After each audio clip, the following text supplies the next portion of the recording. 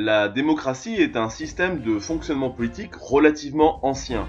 Son origine remonte aux Grecs, puisque c'est à Athènes, au 5e siècle avant Jésus-Christ, que naquit la première démocratie de l'histoire.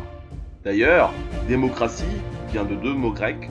Le premier, démos, qui signifie le peuple, et kratos, qui signifie le pouvoir, l'autorité, la puissance.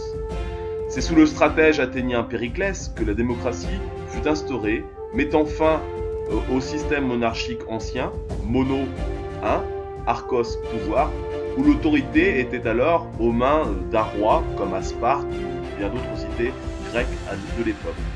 Et elle met fin aussi à l'ancienne aristocratie, aristoi les riches, kratos pouvoir, où seuls les Athéniens les plus fortunés gouvernaient la cité.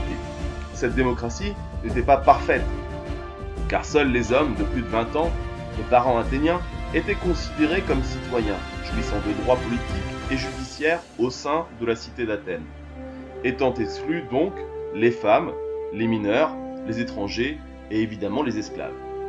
À la Révolution française de 1789, ce système démocratique fut au cœur des projets de réforme souhaités par la toute jeune Assemblée nationale composée des députés du tiers-État et très inspirée des idées des Lumières, chères donc aux idées de Voltaire ou de Rousseau.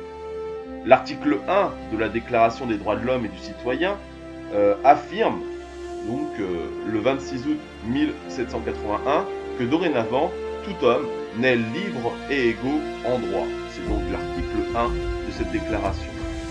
Les lois émanent donc du peuple qui élisent leurs représentants au Parlement et elles s'appliquent pour l'ensemble du peuple sans exception. Les Français passent donc du statut de sujet, obéissant à un roi dans la société d'Ancien Régime, à des citoyens égaux, jouissant des mêmes droits. Égaux, pas tous encore, car il faudra attendre le XXe siècle et la fin de la Seconde Guerre mondiale pour que les femmes en France puissent elles aussi s'exprimer par le vote.